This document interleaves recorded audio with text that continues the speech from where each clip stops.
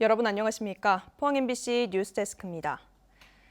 민주노총 공공운수노조 화물연대가 경북 동해안 지역에서도 총파업에 돌입했습니다. 업무 거부에 나서면서 포항철강공단에서도 물류 대란이 빚어지고 있는데요. 노동자들은 화물차의 운행 안전을 확보하기 위한 안전운임제 유지, 운송료 인상, 노동 기본권 확대를 요구하고 있습니다. 배현정 기자입니다. 민주노총 공공운수노조 화물연대가 총파업에 나섰습니다. 부산과 인천 등 항만과 전국의 주요 화물 물류 거점 16곳에서 출정식이 열렸습니다. 포항 지역본부도 포스코 포항제철소에서 집회를 열고 800여 명의 노동자들이 총파업을 시작했습니다. 이들은 안전운임제 일몰제 폐지, 운송료 인상, 안전운임제 전 품목과 노동기본권 확대 등을 주장했습니다. 과적하고 과속할 수밖에 없는 이러한 구조 무엇 때문입니까? 화물 노동자들이 생존권을 벼랑 끝으로 모으는 이 정부의 정책 때문이 아니겠습니까? 안전운임제는 화물 노동자의 근로 여건을 개선하기 위해 운임의 최저선을 보장하는 제도입니다. 화물자동차 운수사업법이 개정돼 일몰 조항을 단서로 2020년 1월 도입됐습니다. 화물 운송판 최저임금제라고 할 만큼 화물 노동자 권리를 대변해온 제도였지만 올 연말 폐지될 예정이어서 노동계 반발을 사고 있습니다. 일을 하면 할수록 손해를 보는 현실에조차 참고 참아오면서 정부의 입장 표명을 요구해왔지만 정부는 지금까지도 입장 표명을 하지 않고 있습니다. 파업 여파로 포항제철소에서도 하루 2만여 톤, 현대제철 포항 공장에서 6,500톤의 화물이 운송 차질을 빚고 있습니다. 국토교통부는 총파업이 수송 차질을 초래하고 있다며 업무 개시 명령에 불응하는 경우 화물 운송 종사 자격 취소 등 강력한 법적 대응에 나서겠다고 밝혔습니다. MBC 뉴스 배현정입니다. 포항시는 상반기 정부 각 부처와 경북도 등에서 주관하는 공모사업에 총 52건, 사업비 8,978억 원을 확보했다고 밝혔습니다.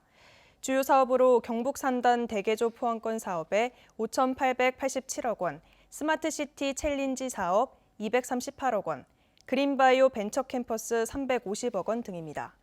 이 밖에도 구조 기반 백신 기술 상용화 시스템 조성 180억 원, 택전 정수장 성능 회복 개량 사업 330억 원 등 사업비 지원이 확정됐습니다. 경주시가 국토교통부 공모를 통해 4년 연속 고령자 복지주택 사업 대상지로 선정됐습니다. 고령자 복지주택은 어르신들의 주거 안정을 위해 무장애 설계가 적용된 임대주택과 사회복지시설을 함께 조성하는 사업으로 임대주택 건설비의 80%, 사회복지시설 건설비로 27억 3천만 원을 지원받습니다. 경주시는 2019년 안강읍의 103호를 시작으로 2020년 황성동, 2021년 내남면, 올해 외동읍의 120호의 고령자 복지주택 공모를 따냈으며 내년 봄부터 입주가 시작될 예정입니다. 고리원전 2호기 발전소 내부 차단기에서 지난 3일 화재가 발생하는 아찔한 상황이 벌어졌는데요. 원자력안전위원회는 아직까지 정확한 원인을 밝혀내지 못하고 있습니다. 고리원전 2호기는 39년이나 된 원전으로 최근 한수원이 수명 연장을 신청했는데 이번 화재를 계기로 노후 원전을 수명 연장해도 과연 안전한지 논란이 커지고 있습니다. 김영일 기자가 보도합니다. 고리원전 2호기 지난 3개월간 계획 예방 정비를 마치고 지난달 말 재가동에 들어갔습니다. 그런데 재가동을 시작한 지 불과 사흘 만인 지난 3일 오후 6시 5분 발전기 내부 차단기에서 화재가 발생해 원자로가 자동 정지했는데 왜 불이 났는지 아직 원인을 찾지 못하고 있습니다. 네, 원자력안전위원회는 한국원자력안전기술원 전문가로 구성된 조사단을 파견해서 현재 원인 분석에 착수한 상황입니다. 한수원은 최근 고리원전 2호기의 수명 연장을 적극 추진해 왔는데 이번 사고로 인해 노후 원전의 안전성에 대한 논란이 더욱 커지고 있습니다. 반핵 단체는 성명을 내고 고리 2호기 화재 사고는 대형 참사로도 이어질 수 있었다며 고리 2호기의 안전성을 신뢰할 수 없는 만큼 땜질식 처방을 통해 수명을 연장하지 말고 영구 정지해야 한다고 주장했습니다. 외부에 의한 충격이나 테러도 아니고 발전소 내부에서 화재가 생긴 거잖아요. 그래서 언제든 이건 사고가 있을 수 있겠구나라는 생각 때문에 상당히 충격적이었고요. 수명 연장을 위한 절차를 밟는 게 아니라 안전한 연구 정지를 좀 준비해야 하는 거 아닌가. 최근 원자력 안전위 회의에서도 고리 2호기의 노후화에 따른 안전 문제가 도마에 올랐습니다. 원자력 안전기술원이 고리 2호기는 가동 연수 증가로 인해 원자로 용기가 깨질 가능성이 높다며 운전 가능 영역을 축소할 필요가 있다고 밝혔습니다. 일본 후쿠시마 원전 참사에서 보여지듯 원전 사고는 전 국민적 재앙이 될 수 있는 만큼 노후 원전을 앞으로 어떻게 처리할지 고민이 깊어지고 있습니다. MBC 뉴스 김혁일입니다. 경상북도는 화물연대 파업에 따른 기업 피해를 막기 위해 대응책을 마련하고 있습니다.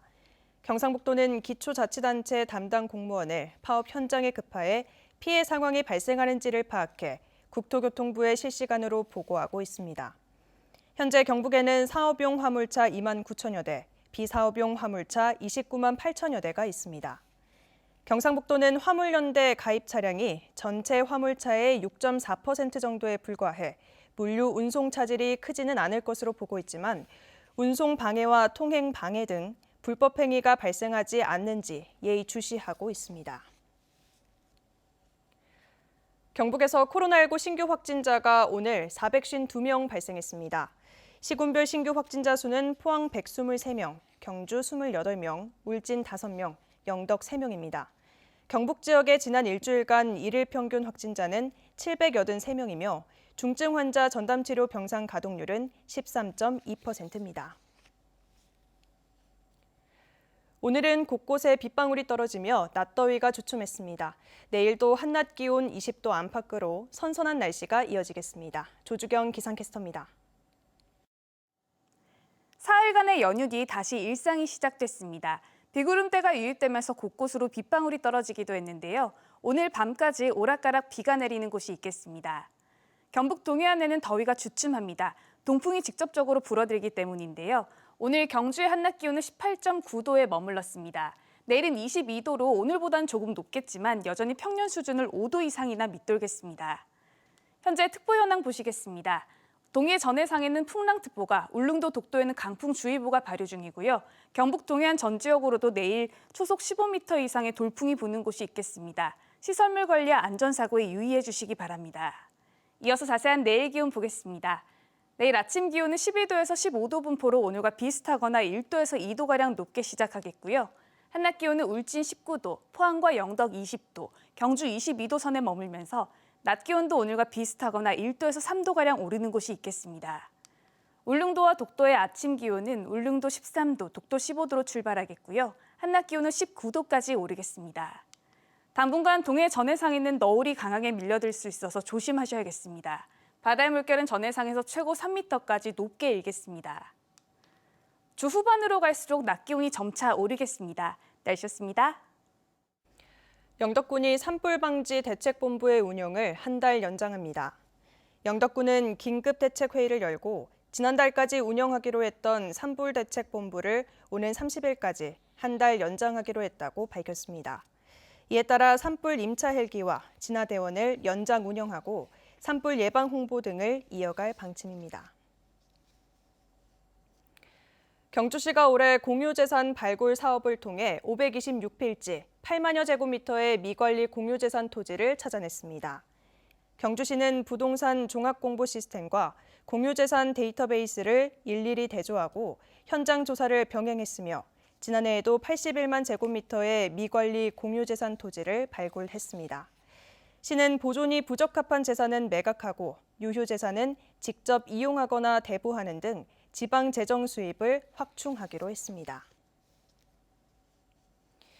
교육부와 한국연구재단이 실시하는 2022년도 이공분야 대학 중점 연구소 지원 사업에 포스텍 인공지능 연구원이 선정돼 국비 69억 3천만 원을 확보했습니다. 이 지원 사업은 이공분야 대학 부설 연구소에 인프라 지원을 통해 연구 거점을 구축하고 우수 연구 인력을 발굴 육성하도록 지원하는 사업입니다. 한편 포스텍 인공지능 연구원은 제조 산업에서 발생하는 유해가스 누출, 작업자 끼임 사고, 추락 등의 산업재해를 예측 예방하기 위한 안전진단 플랫폼을 연구하고 있습니다.